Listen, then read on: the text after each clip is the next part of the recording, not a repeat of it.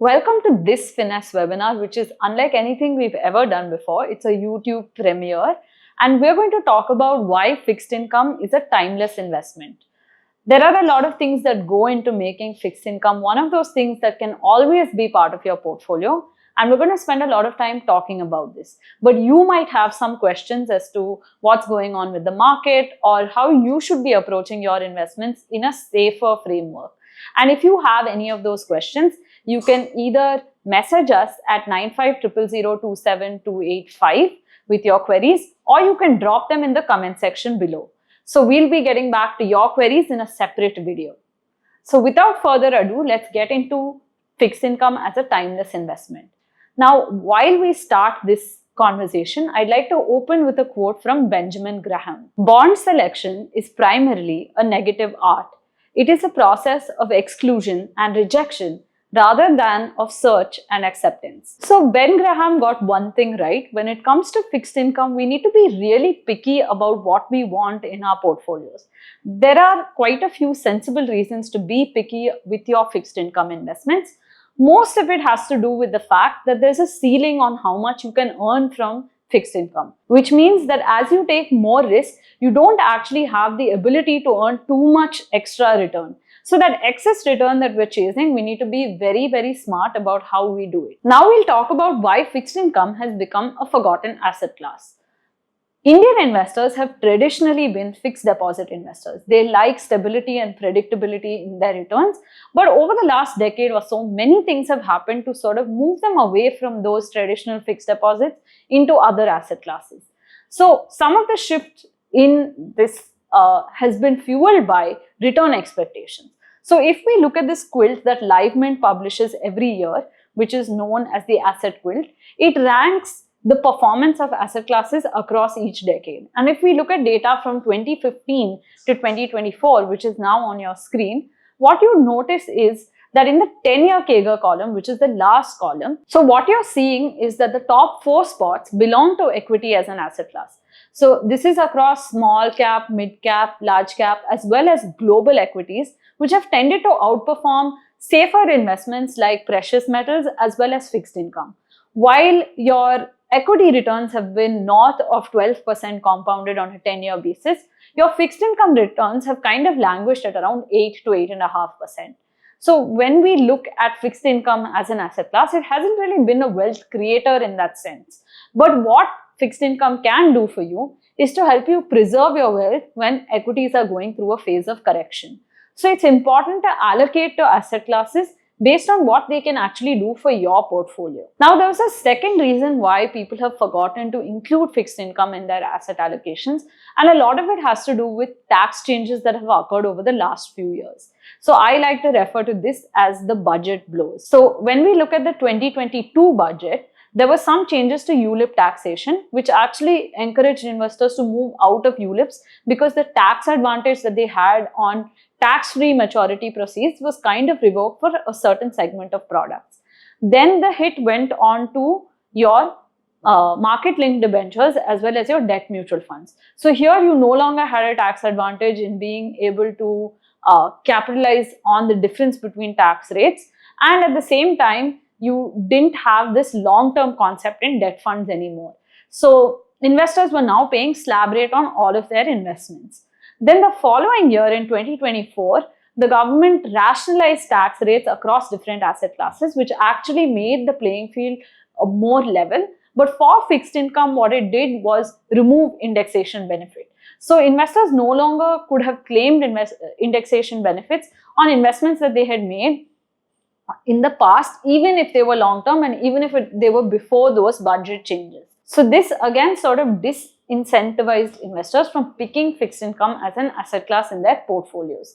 The shift happened towards hybrid or other categories of funds which were taxed on par or closer to equities rather than the slab rate of fixed incomes. So finally, this year's budget didn't really have anything special per se for fixed income, but with the change in tax slabs, there is a potential for rebate if you're a retired investor who's getting income through your fixed income strategy. Now we look at the third reason why people have left fixed income behind, which is there's been a growing preference for equities.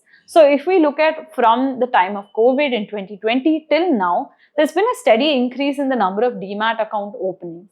So we've looked at data from 2024 and it finally seems like there's some kind of slowdown in the number of demat accounts opened. If we also look at other indicators like where investment flows are going on the mutual fund side, you would have noticed that there's a lot more money flowing into equities than fixed income. And more importantly, if we look at the trend of NFOs or those kind of new fund offerings that have come into the market, there's been a heavy equity and thematic focus as far as new products and product innovation is concerned, whereas there's been a slight slowdown, especially after the removal of indexation benefit in mutual funds.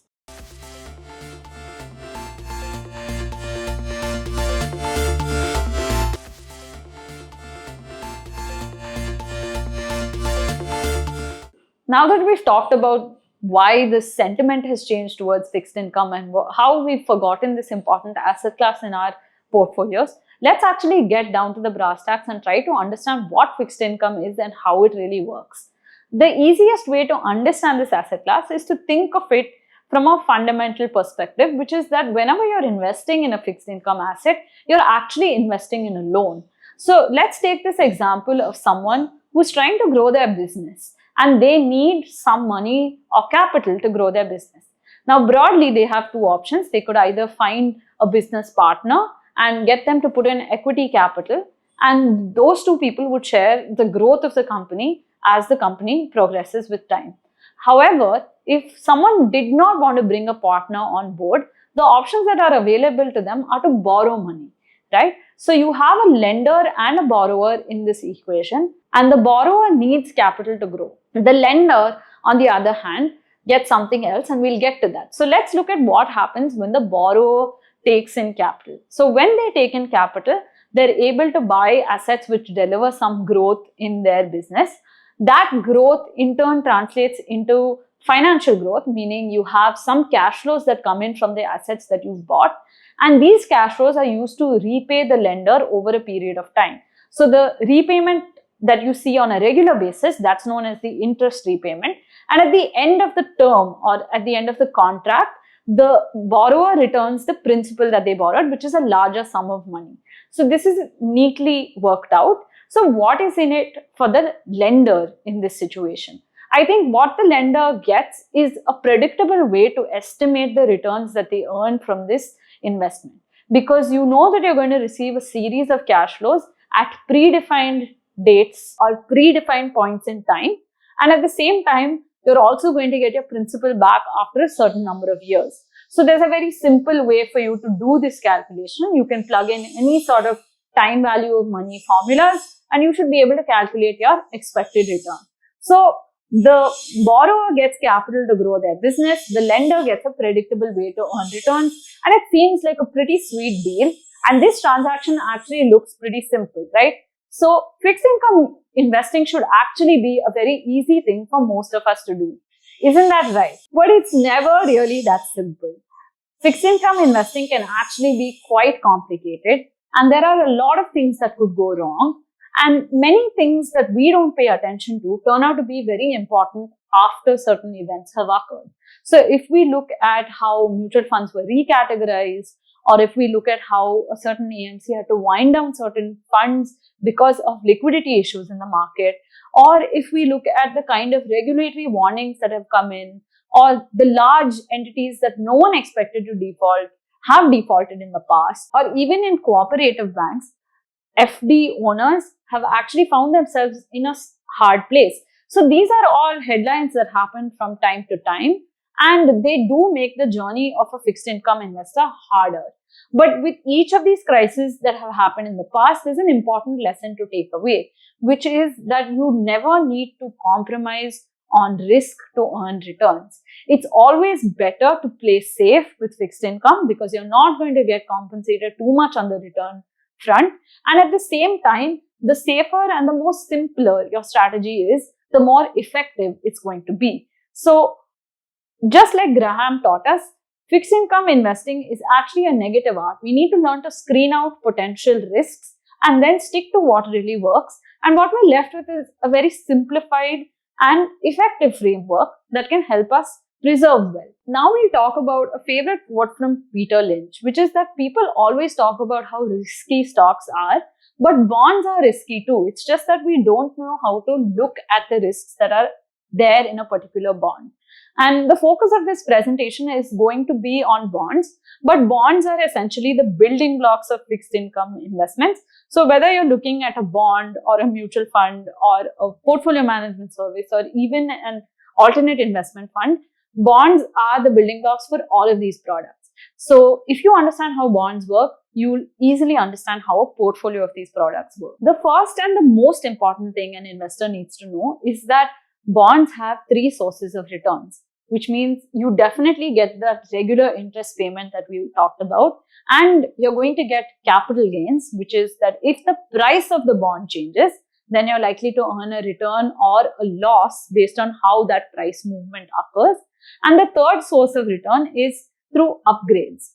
So let's look at each of these in detail. To start off with, a bond has something known as a coupon rate. Now, your coupon is fixed at the start of the bond being issued, and it remains the same throughout the bond's tenure. So if you have a 9% coupon bond and the face value of your bond is 100 rupees, then you will earn 9 rupees each year as that bond exists. The yield on this bond can actually change depending on whether you pay more or less than 100 rupees for that particular bond. So let's say you paid 100 rupees, your yield would be 9%. If you paid more than 100 rupees, your yield would be less than 9%. And if you paid less than 100 rupees, your yield would be more than 9%. So the simple way that we can think of this is that yields and bond prices move in opposite directions. Because if you're paying less for something, you're actually earning more, and the yield is an indicative metric of how much you could potentially earn from this investment. When we understand this concept of how yields and bond prices move, we can quickly understand how capital gains actually works in the bond market. So if interest rates are trending downwards, you're likely to earn positive capital gains on your bonds, and the longer the duration of your bond or the bond portfolio is, the more higher your capital gains could be.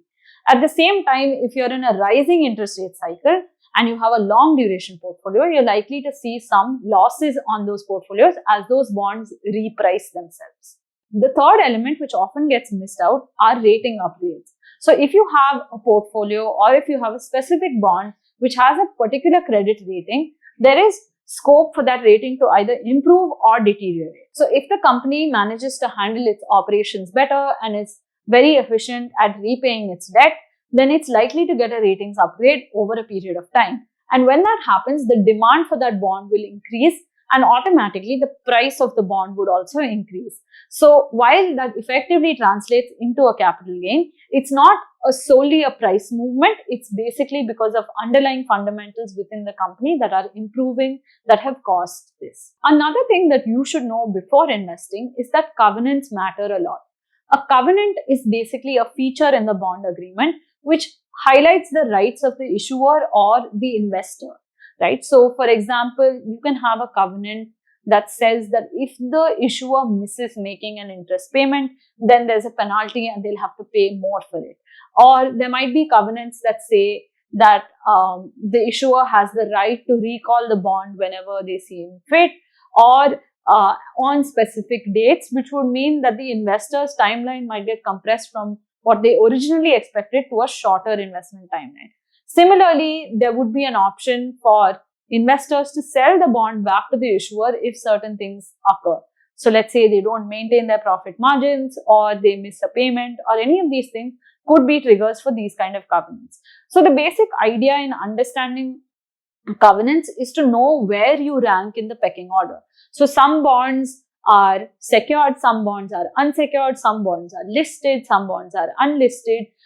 There are many varieties of bonds that even one issuer can issue in the market.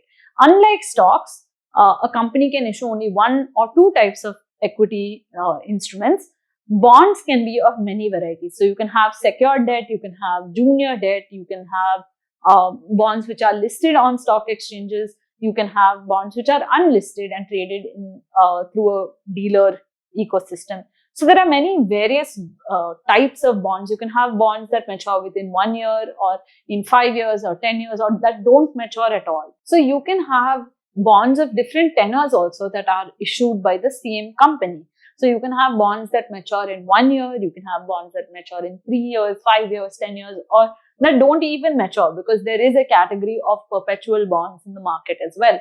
So there are a lot of interesting details that investors need to pay attention to, because some of the crises that have happened in the past have basically been because investors have missed paying attention to important details.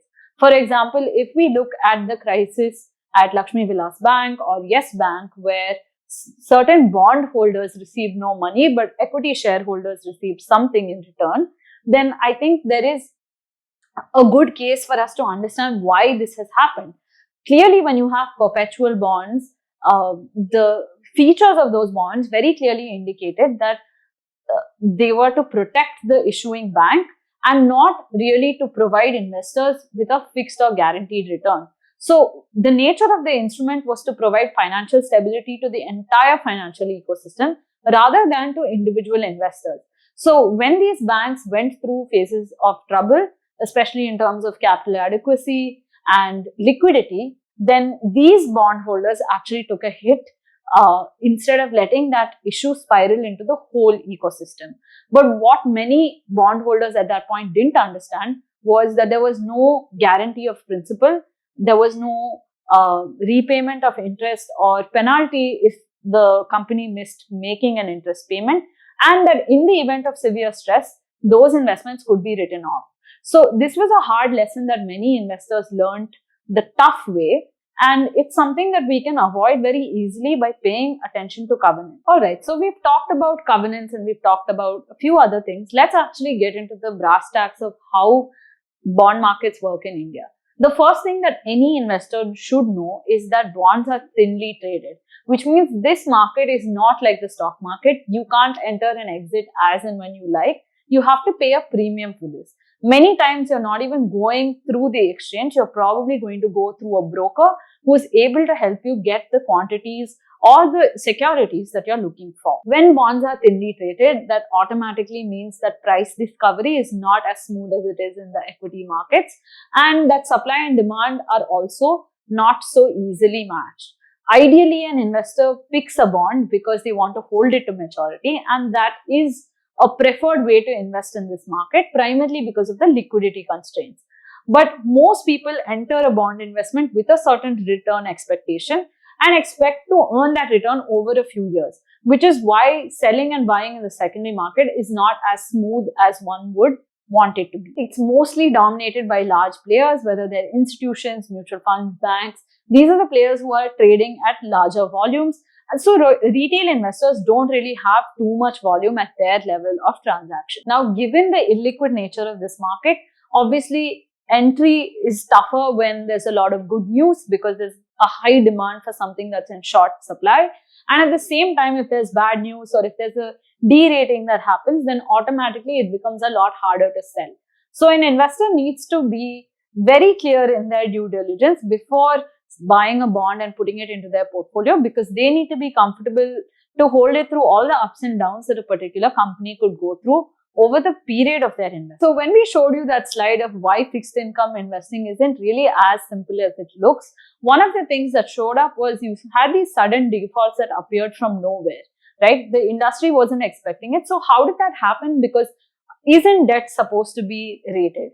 And if we look at the industry structure, what we realize is that ratings, upgrades and downgrades are reactive or request based. They're not actually something that happens on a proactive manner, which means the risk and the due diligence again falls back on the investor's plate, where they need to be able to understand what's going on before they make an investment.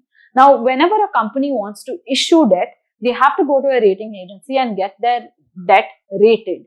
So the rating happens at the time of borrowing. Now, later on, let's say a company's financials actually deteriorate, they're not likely to try to raise debt again, which means they don't have to go back for a credit rating. And this can often go on right until the point where the company is at the brink of default. At these points, do rating companies update their credit ratings? Alternatively, if a company's financials are doing better, it's likely that they will come back to the market to borrow money at a lower rate or to refinance their debt that they borrowed at a higher interest rate. So rating upgrades actually are more frequent, whereas downgrades do not tend to happen in that same manner. Now, the last thing that we want to look at is that yield to maturity and returns are not the same thing. So we did talk about the yield, and we talked about how prices and yields move in opposite directions.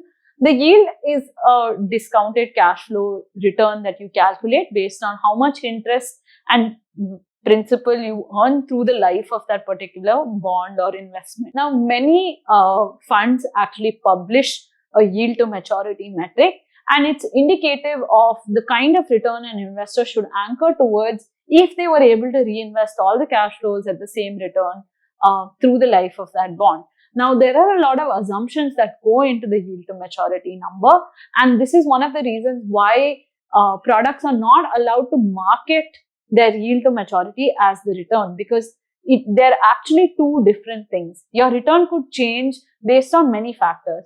For example, if a particular issuer defaulted on the bond, then no matter what your YTM was at the start, you're really not going to be able to earn that return through the life of the bond.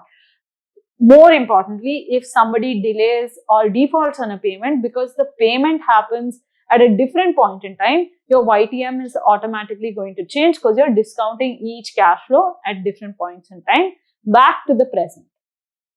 So there are many moving parts in the yield to maturity, and it's something that we can look at as an indicative start point, but it shouldn't be the deciding factor when you're making an investment. So some common misconceptions are that a high YTM means that you're going to earn a higher level of return, but what a high YTM could also signal is a lot of illiquidity in that portfolio or a higher level of risk, which investors need to be more aware and perceptive of. So now let's talk about what could actually go wrong for a fixed income investor. I think the first thing that could go wrong is that you could get the valuation wrong, right? You might enter a bond at the wrong price simply because there's a lot of hype or demand around it. Now, a quick example of how this works is that there haven't been new tax-free bonds in the market for a very long time. But at the time of issue, they probably paid investors around 7% on a post-tax basis. Whereas if you were to look at those bonds in today's market, you might be earning somewhere between 5 to 5.5%. So that's a huge difference, right? So starting at 7% versus 5.5%, it might still make sense for you today depending on your tax bracket and your return expectations, but it's definitely not the same return that somebody earned at the time of issue. Now, why has this happened? The market dynamics have changed. There have been no new tax-free issues for a long time. You've also had many other tax changes in terms of your indexation benefit being removed and a few other things, which could have again triggered a demand for more tax-efficient investments on the fixed income side. The second big mistake or the second thing that could go wrong for an investor is chasing returns. So again, if we're going to look at strategies that have performed very well in the past and how they're faring in the present or how they fare in a different time period, you'll actually notice that chasing returns could be counterproductive to the investor's wealth creation objectives. And we'll go into this in a little detail in just a moment. The third thing, of course, is defaults. Now, when defaults happen on the fixed income side, there are going to be delays in recovering your money, even though fixed income ranks higher than equities in the liquidation or bankruptcy order. I think one thing we need to factor in is that your money could get stuck in for longer than you expect. So if you've made investments with specific goals and timelines in mind, then this kind of event of default could actually trigger a lot of those problems. The more important thing to do is to always protect your capital and look at borrowers who have been consistent in repaying the capital as well as the principal and who have solid balance sheets that can tide them through even tougher times. We've talked about covenants and how they matter, and that is something that any bondholder should actually pay attention to before they decide to buy a particular bond. Now we'll talk about asset liability mismatches or ALMs. So if you're an investor in a portfolio of securities, you need to understand that the assets are the underlying bonds and the liabilities are the fact that you are an investor. So if the underlying bonds are illiquid and you are expecting cash flows or the ability to liquidate your investments very quickly, either this could take a lot of time or it's going to happen at a deep discount. So this kind of mismatch, not provisioning for enough liquidity or to meet obligations that investors might have in a portfolio of bonds or funds or any of those kind of instruments, actually could be a big risk. And the last and probably the only factor that's really not in our control is that there are regulatory changes. So these changes could be on the tax front. It could be that if you're looking at a particular issuer, because most of the issuers in today's markets are either banks or NBFCs, you could see some regulatory guidelines that might restrict their business activities or certain other things that may have a cascading effect on your returns as a bondholder. So now let's actually talk about risk, right? If we see the bond market, on one side you'll have government bonds which are sovereign rated and are completely guaranteed by the government. So they don't really carry any credit risk. Then you could have bonds that are issued by PSUs or state governments, which are not rated sovereign, but at the same time, you know that they're good for the money because the government could step in to sort of settle any default if it occurs. Beyond that, you have corporates who are borrowing. You have banks who are top of the tier in terms of like corporate borrowings. And then you might actually have companies that are rated lower, that are on the credit curve. So as you traverse through this universe of available bonds, you will realize that some are higher risk than others and that there is actually a difference between these two. So that difference is all the investor has to focus on. Is that difference actually adequate when you move across this credit spectrum and you start taking on more risk, either on the duration or on the credit side?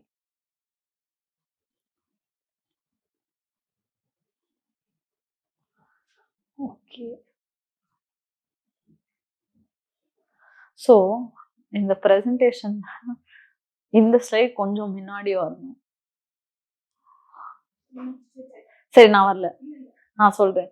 இந்த code வருதுல்ல, அந்த code நீங்க delete பண்ணி, code வந்து இதுக்கு அப்புறம் நீங்க போடலாம். ஸோ நான் இந்த ஸ்லைட் முதல்ல எக்ஸ்பிளைன் பண்ணிடுறேன் அண்ட் அந்த ஸ்லைட் அப்புறமா எக்ஸ்பிளைன் பண்ணுறேன். Okay, so Howard Marks quote slide நீங்க இக்னோர் பண்ணிடலாம் இப்போ.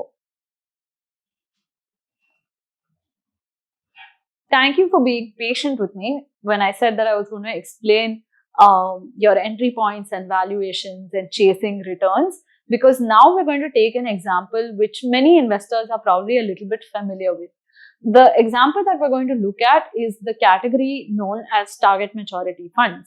Now, target maturity funds have a very simple framework, which is that at a particular point in time, let's say a fund has a 4-year roll down strategy. We are in 2025, and if the fund is going to roll down to zero in 4 years, then as 2025 progresses, the fund's maturity keeps decreasing.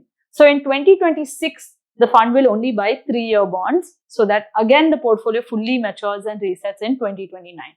Then in 2027, it's going to buy only 2-year bonds, and so on and so forth, until you get to some point in 2029 where you have bonds which are going to mature over the next few months.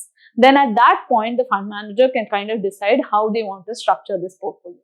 Now, target maturity funds have actually been the front and center of a lot of debt investments in the last 7-8 years, and there's a good reason for that. So let's actually start at where this began. So back in 2018, you had the NBFC crisis, right? So you had IL&FS default, which spooked the debt markets quite a bit, and yields spiked up. And while IL&FS was a NBFC, you had many other NBFCs who were well managed with strong balance sheets, who suddenly no longer could borrow from the market at attractive rates. They were suddenly paying 9% on their debt, even if they were AAA rated, because ratings didn't really carry that much value at that point in the market cycle. So many fund managers actually looked at this winning strategy of having a roll down fund, because they could pick up these high yield bonds where the risk was actually quite minimal if they did some thorough sort of analysis of how these portfolios were structured. And then each year they would sort of invest in lower maturity bonds. This worked out really well. And if we look at the returns from 2018 to 2020, an investor would have made upwards of 7% on a compounded basis. So while you started at a much higher yield, rolling down actually helped an investor earn better returns. Now, when we look at performance from 2021, and hindsight seems 2020, right? And you're looking at this performance, you've made great returns. Your FD rates are now giving you 4.5%, 5%, because you're in a much lower interest rate regime today, post-COVID. Then a lot of investors thought target maturity funds were the way to sort of look at earning higher returns. But when we fast forward, say a couple of years down the line, the returns that were earned from these funds were only around 3 to 4%. Now, this is because you were in a lower interest rate regime, and chasing performance in a passive strategy didn't work in an environment where interest rates were actually moving up. So there is a need to contextualize why certain strategies work at certain points in time and why the same strategy may not work in a different context. So when we're more tuned to this difference as investors, we're likely to pick winning strategies in every cycle. So this brings us to one of our favorite quotes from Charlie Munger, which is, "Tell me where I'm going to die so that I don't go there." The basic idea is, if you know that something in the fixed income space is going to blow up, there's no point in you trying to assume that risk in your portfolio, because unlike equities, bonds don't really compensate for return. Meaning, if you have a portfolio of 10 or 15 stocks and one or two of them turn out to be big losers, you're likely to have another few stocks which more than adequately make up for those returns. On the fixed income side, because there's a ceiling in terms of how much you could really earn from fixed income, because someone has to pay you these cash flows on a regular basis, there's a limit to how much they can do with consistency over time. You're likely to not have big compensators. If you had a 13% bond and it didn't make you any returns, a 9% bond is really not going to be able to give you that extra return to recover what you've lost. So we need to be a lot more careful in how we pick our bond investments. Now let's take a look at India's macro picture and try to understand where we are in today's market. So the first thing that we need to know is that from a macro perspective, India is actually doing pretty well, and this is a big positive for the bond markets. So on one side, your government finances are stronger than ever. We've been on a path of fiscal consolidation, and budget after budget over the last few years, we've seen the government pull their act together and reduce the fiscal deficit. This signals a very strong positive outlook on the Indian economy's finances and has actually led to many global rating agencies try to relook at India and see if they should be changing their rating status on India. At the same time, when government deficits are in order, your government cost of borrowing reduces, and that means that yields from government bonds actually come down.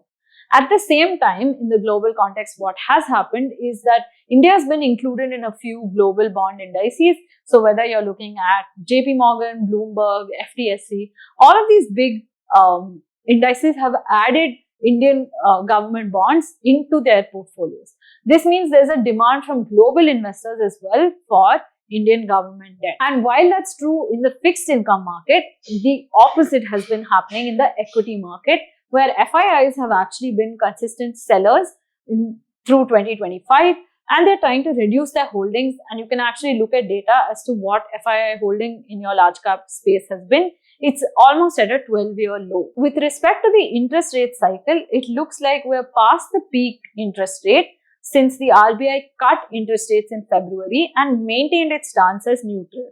Because inflation data is also more promising, showing that inflation is moving closer to the target of 4%, and with the governor sort of coming out and saying that flexible inflation targeting has worked really well. But there's a need to look at this framework and see what that target should actually be. It looks like we're in a zone where the RBI could move either way, but a lot of macro indicators are no longer pointing to rate hikes being on the table. At the same time, you also had global central banks like the Fed cut rates, or at least lean into a pausing cycle after having cut rates. So given this context, I think you know that you're at the peak of the interest rate cycle and you're going into a downward cycle, which means that you're likely to have some mark-to-market gains if you were in the right places at the right time. The only thing which is looking a little bit iffy in terms of macros is the rupee dollar exchange rate.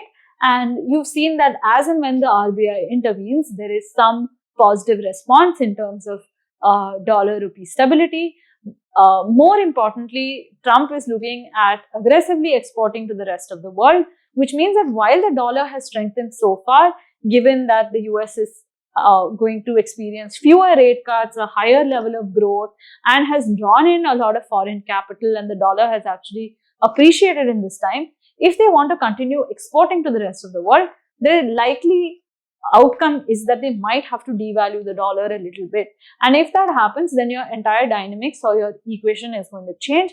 But these are all very speculative things, and currency rates are actually one of the hardest things to predict, and an investor shouldn't build an investment thesis on this alone. It's just a risk factor that you should be watching out for when you're making investment decisions. So bringing in more context as to why you need fixed income in your portfolio today, if we look at our relationship with market volatility, through 2024, we kind of had a more or less stable year. You had these two peaks in volatility, one around the election period, which is very normal, and the other when you had the yen carry trade sort of unwind. But if we fast forward to 2025, then automatically you can see that volatility has actually been picking up in the last 2 months, and your VIX has already moved 1 index point upwards. At the same time, there's been relentless FII selling, but the FII selling has been constricted to the large cap space.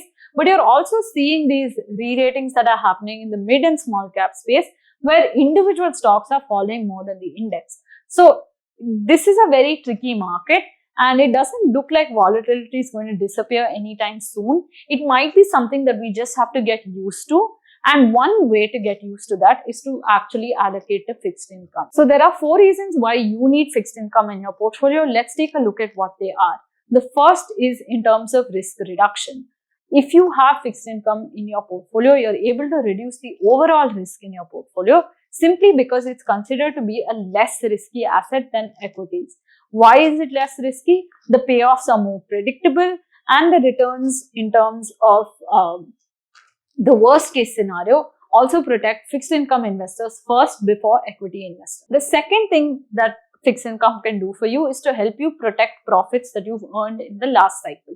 So if you've been an investor in markets for the last 3 to 5 years, then you've experienced a dream run on the equity side. And if you've experienced that dream run, it's very important to protect your profits. Now, equity markets work in cycles, which means you can have really good years followed by bad years or unimpressive years.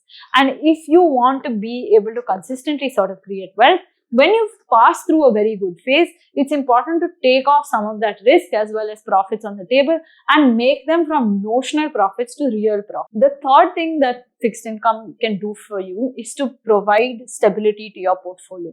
This is important if you've been the kind of investor who's been checking their portfolios on a daily basis, if the recent uptick in market volatility has kept you up at night, and if you're worried about where your portfolio will go or whether you lose a lot of money as the market corrects, then I think you need a layer of fixed income to help you sort of cushion the ups and downs that equity markets can take you through.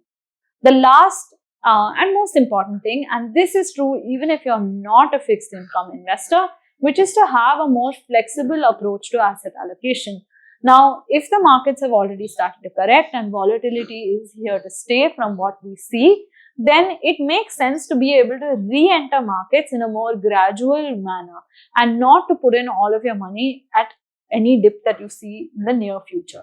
When you're going to do this, you're going to need to have that flexibility to move from one asset class into another asset class. And fixed income could actually be that perfect sweet spot because it kind of protects your capital. At the same time, it's not like you're not earning any returns, and it allows you to strategically re-enter equity markets as and when you deem fit. So now we can talk about what are the ways to invest in a particular asset class, which is fixed income. So I think broadly there are 3 ways that you can do it today. You can either look at bonds, or you can look at funds, or you can look at deposits. Now, bonds are individual securities. We've talked about how the bond market is.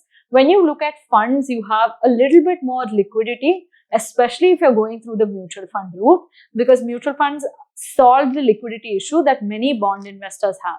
So if you're someone who wants that flexibility to move from one asset class to another, if you're not sure what your investment horizon is, then you should be looking at mutual funds as the solution. ETFs, of course, are listed and traded on the market, which would mean that you get more price discovery there. But the ETF universe for fixed income is quite narrow, and it consists primarily of target maturity funds. So you can look at products that might suit you based on your own needs and requirements. When we talk about other funds, you could have a portfolio management service that caters to debt, or you could even have an alternate investment fund. These are slightly more sophisticated strategies and would require you to pay attention to all of the risk and reward characteristics that are there in that particular portfolio. So the last and possibly the most familiar of the fixed income products are deposits. Now, deposits work in a very simple manner. You deposit your money with a particular institution and they pay you a fixed amount of interest over a period of time. Deposit rates for senior citizens tend to be more attractive with an additional 0.25 to 0.5% return that a senior citizen could earn. So depending on what your requirements are, whether you have a fixed investment timeline or if you'd like a more predictable source of returns, you could always look at these three categories and see where it fits into your framework. Now, as we move on, let's actually break this down and look at the features and compare each of these instruments across different parameters to see what would work for an investor like you. So we've put out a chart on your screen where you can compare the instrument versus a few parameters like how you earn income as well as what kind of risks are there in this portfolio. So let's start with deposits. So whether you're looking at bank deposits or corporate fixed deposits, you definitely have this interest component which is paid on a regular basis, but there's no scope for additional returns. So if you lock into a 7% deposit and interest rates move up, then you don't really get that additional return later on. At the same time, if interest rates move down, you don't get that mark-to-market gain that you might earn with a bond. Bank deposits actually have little to no credit risk because this entire industry is governed by the RBI, and they make sure that a lot of frameworks and stops are there in place to protect fixed deposit investors. Are they liquid? Well, not really, because of course you can break your bank deposit and take out money whenever you want. But the risk is that you might lose that interest that you earned, or you might pay a little bit of a penalty. The same applies to corporate deposits. However, the credit risk in a corporate deposit does exist, and it's something that an investor should pay attention to.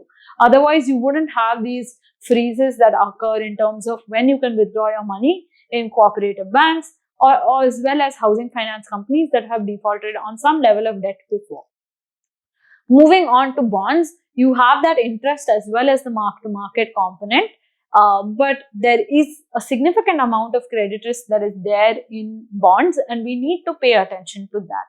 Of course, depending on who the issuer is, if it's a government bond and it's sovereign rated, the level of credit risk is much lower.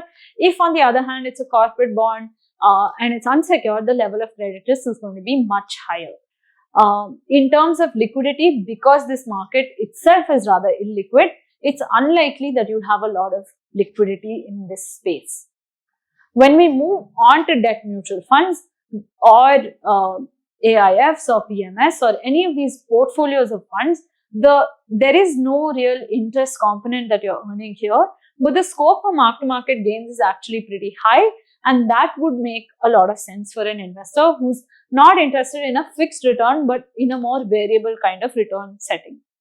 At the same time, the mutual fund industry operates in a very well-defined spectrum of debt, limiting the level of credit risk that is there, whereas both debt PMSs as well as AIFs tend to operate in a performing credit space where the level of risk is actually higher and the level of return expectations are also anchored higher. When it comes to liquidity, mutual funds are great at solving the liquidity problem and are perfect for investors who have a very flexible investment timeline or who want that comfort of being able to take their money out as and when they need it. Whereas when you're looking at funds, liquidity may not exist, and it can vary from product to product. Now we'll talk about everybody's favorite thing, which is taxation. And here the only key thing is that you're going to pay slab rate on most investments across time periods, except if you're an owner of listed bonds, in which case you will pay 12.5% on your long-term capital gains for bonds that are held beyond 1 year. For bonds that are held under 1 year or any other debt investment, you're going to pay slab rate on the interest as well as any capital gains that you incurred. If you're operating in the product space of AIFs, then there is a possibility that the taxation occurs at the fund level. This is usually at the highest tax slab, or it'll be at your slab rate depending on the kind of products that you're exploring. And this brings us to the end of our presentation. So there are just 4 things that I would like to leave you with before you make your next fixed income investment. The first is to focus on quality. When we orient our fixed income investing towards quality, we're less likely to make mistakes, and we're going to master that negative art of picking the right thing, right? So it means eliminating everything that isn't the highest quality. The second lesson that I would like to leave you with is to pay attention to valuations. We saw how performance chasing can actually affect returns and can anchor investors to the wrong sort of return expectation. When we have this kind of data and cyclical history that we've seen in fixed income, it helps us orient towards the right opportunities at the right time. The third and most important thing in today's market is to balance volatility with participation. Most people who are fixed income investors today have some exposure to equity markets as well. And in that context, if your equity portfolio is keeping you up at night, then try to balance out some of that worry by keeping money in fixed income and slowly participating in markets as and when the right opportunities arise for you. And the last lesson, but possibly the essence of this entire presentation, is that you should be seeking safety and not returns. When you seek safety, you're going to have better outcomes in fixed income. You don't need to worry too much about creating the return here. There are other asset classes that are designed to perform and compound at higher return levels. Fixed income is here to make you sleep better at night. Thank you for watching this premiere. I hope there was something that you could learn from this webinar. And if you have any questions, feel free to drop them in the comment box. If you're uncomfortable talking about your questions on a public platform, then you could always write to us on WhatsApp at 9500027285, and our team will get back to you with some answers.